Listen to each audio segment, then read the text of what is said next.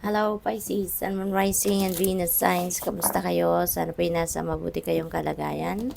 Welcome back po sa Star Tarot. Kung bago kayo dito, welcome din kayo. Thank you for your support. I truly appreciate it. God bless you all po. And Pisces, maraming salamat po sa lahat ng mga likes and subscribes ninyo, sa mga nag-iiwan po ng magagandang komento. Maraming salamat. Shout out din po sa mga viewers natin na sa iba't ibang parte ng mundo, iba't ibang parte ng Pilipinas. Hello, hello po sa inyo lahat at maraming salamat. Sa mga nagdo-donate din po sa ating channel, thank you for sending me super thanks. May God bless you all po. May God bless you more. Ganon. So, shout out din po sa viewer natin dyan sa Japan, viewer natin sa Pampanga, sa Saudi Arabia, sa Jeddah, Saudi Arabia po. Hello po sa inyong lahat at mag-iingat po kayong lahat. Paunang mensahe po ninyo sa ngayon, Gorilla, ayan, take the time to listen compassionately to those you love, especially your family members. Ayan, so parang meron ditong siguro kapamilya kayo na merong gustong iparating sa inyo, merong gustong i-communicate, no? At maaaring hindi siya nagkakaroon ng pagkakataon, no? Na mapakinggan ninyo. Kaya yung mensaheng ito parang pakiusap, no, sa inyo na mapakinggan naman ninyo siya, no, or sila, kasi baka lagi kayong busy, 'di ba? Baka lagi kayong lagi kayong preoccupied, so maybe you don't have time para to have a conversation with your loved ones. Kaya ito, heads up ito sa inyo. We have Wolverine, you're a lot tougher than you think you are. Ayan, so maybe madidiscover ninyo sa ngayon, no, Pisces, na you're a toughy cookie pala, na makakaya din nyo din pala, no, naharapin ng mga hamon ng buhay, at maaring sa ngayon na kikita din siguro ninyo, no, na malakas din pala ang inyong loob, na matapang din pala kayo, brave din pala kayo, no, so good luck din sa inyo dyan. We have Dog, ayan, your loyalty and faithfulness is misplaced by serving too many masters.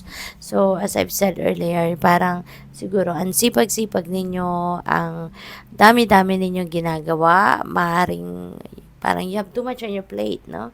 Ang dami-dami ninyong obligasyon, responsibilidad, kaya naman parang kayo, you're serving too many masters kasi ang dami-dami ninyong inaasikaso, ang dami-dami ninyong nilook after. Kaya sa ngayon, siguro kailangan na ibalik din ninyo yung balanse sa sarili ninyo, sa buhay ninyo, para magkaroon kayo ng oras sa lahat ng bagay, no? Sa lahat ng areas ng buhay ninyo, para walang imbalances, para wala kayong maniniglect, yung gano'n, At lalo-lalo na maalagaan ninyo yung inyong sarili, magkaroon kayo ng time, no, para sa inyong sarili. What else? We have Emo. This is a good time to go on a new adventure. Ayan, so adventure time. Para din na makapag-relax kayo, makapag muni-muni kayo, makapagnilay-nilay kayo. Maybe you need to take a step back, no, sa kung ano ang inyong mga pinagkakaabalahan. At ito, adventure kayo para kumbaga mabago naman ang yung environment, no, yung atmosphere, kumbaga, na inyong ginagalawan. We have Cheetah. Get clear on your intention, stay focused, and move quickly to achieve your goal. Ayan, so siguro din, magandang reminder din ito para sa iyo, Pisces, no? Get clear on your intention. Dapat maging malinaw muna, no? Sa isip ninyo kung ano yung intentions ninyo, para nang sa gayon, kung alam nyo kung ano yung inyong intentions, alam ninyo kung ano yung mga goals ninyo, priorities ninyo, then you'd be able to figure out kung ano yung dapat na gawin ninyo muna, anong mga steps, 'di ba, na gagawin ninyo. Then move quickly, 'di ba?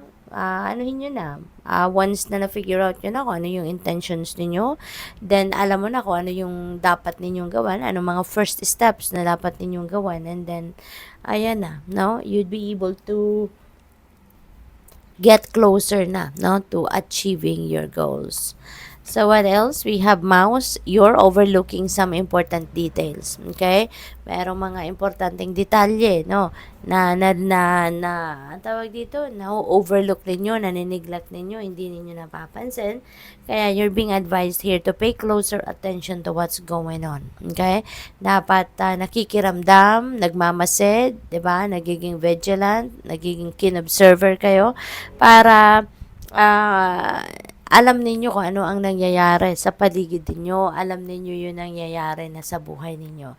So, maybe kailangan din ninyo sometimes na mag-re-evaluate, no? Na kung ano ang mga nangyayari sa buhay ninyo, ano ang mga nagaganap. Okay? Para nang sa gayon, even if making plans, no? Alam ninyo kung ano yung kailangan ninyong pagplanuhan, hindi ba?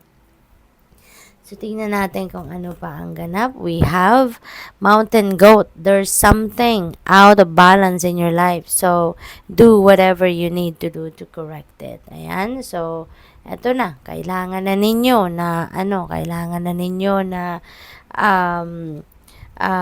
tignan kung ano talaga yung mga nangyayari sa buhay ninyo kasi baka meron kayong mga bagay, na hindi ninyo nagagawa na. No? Dahil sa dami na ninyong ginagawa. Marami kayong iba't ibang bagay na pinagkakaabalahan. Okay? So, kaya ngayon, siguro self-care muna. Okay? Kailangan siguro ninyo ngayon na mag-self-care muna. Kailangan ninyo na asikasuhin din yung sarili ninyo. Unahin muna ninyo. Parang yung self-care muna, yung i-prioritize ninyo dapat, no? Para nang sa gayon, magkaroon kayo lagi ng concentration, magkaroon kayo lagi ng focus. Kasi kung hindi tayo nakakapag self-care, parang tayo, fragmented, no? All over the place tayo, yung ganon. Kaya importante yun ngayon, na ibalik ninyo yung balanse sa buhay ninyo at and with that, makakapag-focus kayo sa iba't ibang area ng buhay ninyo. What else? We have Blue Heron. Ayan, make a stand for what you believe in and do what feels right in spite of any judgment and disapproval from others. Ayan, so make a stand for what you believe in, no? Stand your ground, paniwalaan ninyo, ang tawag dito, panindigan ninyo kung ano man ang inyong mga pinaniniwalaan at wag na ninyong pansinin, yung mga Marisol at Marites sa paligid ninyo kasi hindi ninyo kailangan ng approval ng iba, hindi ninyo kailangan yung sasabihin ng iba na sila yung magdidikta sa buhay ninyo, sila yung magsasabi kung anong dapat ninyong gawin, sila ang magsasabi kung ano ang best para sa iyo. Because you know pretty much, your soul knows what is good for you, what is best for you. Okay? Kaya wag na ninyong pansinin yun. Kung anong mga pinaniniwalaan ninyo at sa akala ninyo yun ang tama, yun ang dapat, then yun ang sundin ninyo. Okay? So, what else for Pisces? Final message na lang ninyo. Final message. Ala? Naglaglagan ng lahat.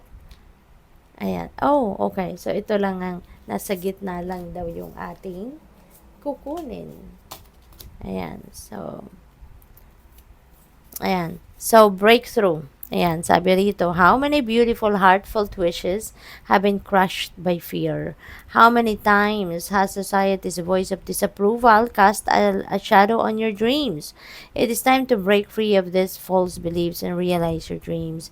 Allow your heart to guide you. Trust your inner guidance. The time is right. Ayan, tulad na na-mention ko kanina dito, no? Huwag na ninyong pansinin yung mga sabi-sabi ng mga tao sa paligid ninyo, mga Marisol, Marites, dahil hindi sila ang dapat na magdesisyon para sa buhay ninyo. Hindi mo kailangan pakinggan ng mga disapproval nila because you know pretty much, no? Kung ano ang kakayanan ninyo, ano yung galing ninyo, ano yung mga capabilities ninyo. Okay? Kaya wag na ninyo silang pansinin. We have action. Drop all fear and just do it. You have the power to create and be whatever you truly want. Look inside your heart and take positive action in those things that bring you closer to achieving your desired goals. Nothing can stop you except your own fears. This card is positive confirmation that God and the angels that the time is right for you to start a new and exciting venture. Ayan, so take action now, no? Panahon na para gawin mo na or simulan mo na, no, yung pagte-take action towards whatever it is that that you envision, no, for yourself, at kung ano yung pangarap ninyo, ano yung mga goals ninyo, at panahon na para gawin nyo na yun or magsimula na kayong mag-take action sa ngayon. We have Jewel. Ayan, sabi dito, every event in your life presents us with new opportunity to experience ever greater love. There is a jewel to be found within each drop, no? Every teardrop. Trust. We, your angels, are guiding the current events. This is a time in which you and those close to you will emerge strengthened by ever greater bonds of love. So trust, there is nothing to fear, there's only love. Okay? So napakagandang mensahe ito. Huwag kayong matakot, wala kayong dapat na ikatakot. Yun ang nagpipigil sa inyo para mag-take action kayo. Kaya ngayon, isang tabi nyo na yan, no? Cast away that fear at mag-take action kayo dahil habang may mga oportunidad ngayon, no, para ma-realize ninyo ano yung mga pangarap at ang inyong mga goals, no, take action now. Good luck sa'yo. Thank you for watching. Love and light. Namaste.